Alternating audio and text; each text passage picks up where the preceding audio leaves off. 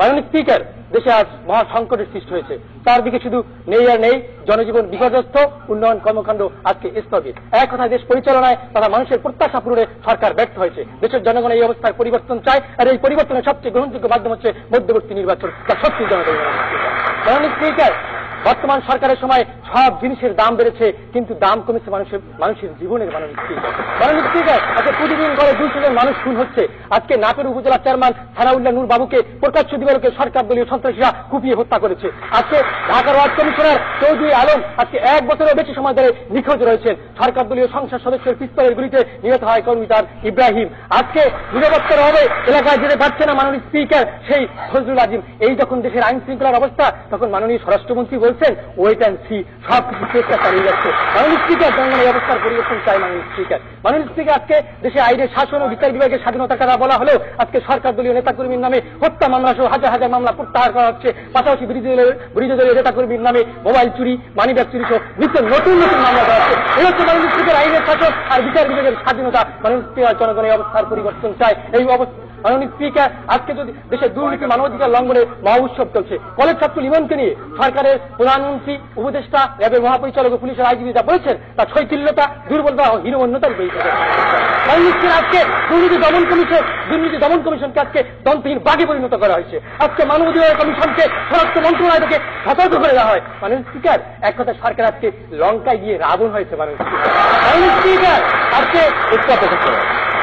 কিছুদিন পূর্বে বিরোধী দলীয় নেত্রী মার্কিন যুক্তরাষ্ট্রের সাংবাদিকদের মুখোমুখি হয়ে বলেছিলেন যে দরকার হলে সংসদ থেকে পদত্যাগ করে হলেও মধ্যবর্তী নির্বাচনের ইস্যুর আন্দোলনটিকে বেগবান করতে হবে, অর্থাৎ এটি জনদাবিতে পরিণত করতে হবে। স্বয়ং মাননীয় বিরোধী দলীয় নেত্রী যখন এটিকে জনদাবি হিসাবে মানছেন না, যেটি পরিণত হয়েছে, তখন আপনারা কিভাবে বলছেন এটি জনদাবি? আজকে আপনি যদি আমার কথাগুলো খেয়াল করে থাকেন, আজকে সংসদে সকলেই বুঝতে পেরেছে যে আজকে আমার দাবিগুলো জনদাবি। যখন সরকার দলীয় সংসদ সদস্যের বাসায় দিনে দুপুরে ডাকাতি হয়, তখন এটা কিসের? মাননীয় মন্ত্রী, আপনি বলবেন কি? আজকে আমরা যখন যেখানে দাঁড়িয়ে বলছি, যখন একটি কথা মনে পড়ে যায় মাননীয় স্পিকার, রোম যখন জ্বলছিল, নিরু তখন বাঁশি বাজাচ্ছিল।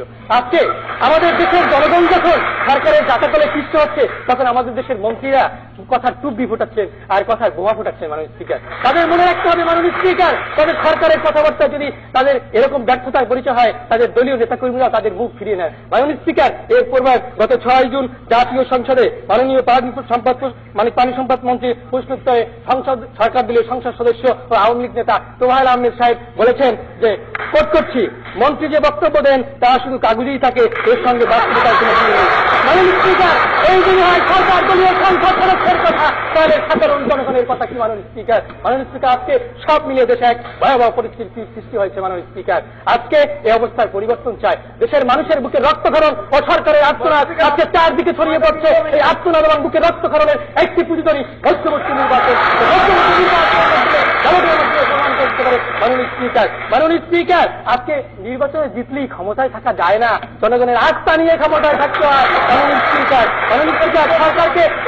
সরকারকে দেশের জনগণ সবুজ কার্ড দেখিয়ে দিয়েছে, লাল কার্ডের জন্য জনগণ অপেক্ষা করছে। মাননীয় স্পিকার, আজকে কি বলবো, আজকে সরকার কালো গ্লাসের ভিতরে সবকিছু স্বাভাবিক মনে হয়। মাননীয় স্পিকার, আজকে কালো গ্লাসের ভিতর থেকে সবকিছু স্বাভাবিক মনে হয়, আর তাদেরই একটি অংশ বলছে বেশ বেশ বেশ, জনগণ বলছে আমরা সেই অবস্থায় হবে। আর জনগণ চায় আজকে এই অবস্থায় পরিবর্তন। তাই আমি বলবো, আজকে আমাদের এই সরকার যে তাদের ব্যর্থতার পরিচয় দিয়েছে অথবা তারা দাবি করছে যে তাদের জনবিরোধী রয়েছে, এই জনবিরোধী যাচাই করার জন্য আমরা একটা প্রশ্ন নেই। মাননীয় স্পিকার, আপনার মাধ্যমে জানতে চাই, আজকে জনগণের কথা বলবেন তারা সংসদে গিয়ে, যখন বিরোধী দল আজকে সংসদে যোগদান করে না, তখন সেই কথাগুলো কেন জনগণের হয়, সেটি আপনি তার কাছে আপনার মাধ্যমে জানতে চাচ্ছি।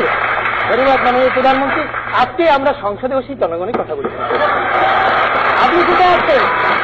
এটা অবশ্যই সংসদ আপনাকে মূল্যায়ন করতে হবে। মাননীয় স্পিকার, সবশেষে বলবো, সরকারের রাজনৈতিক সংকট, সাংবিধানিক সংকট, অর্থনৈতিক, সামাজিক সব ক্ষেত্রে ব্যর্থ হয়েছে।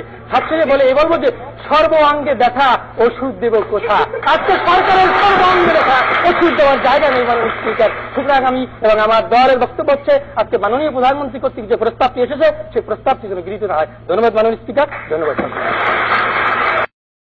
يا رب العالمين الله الله صل على طه الأمين الله الله في كل وقت وحين الله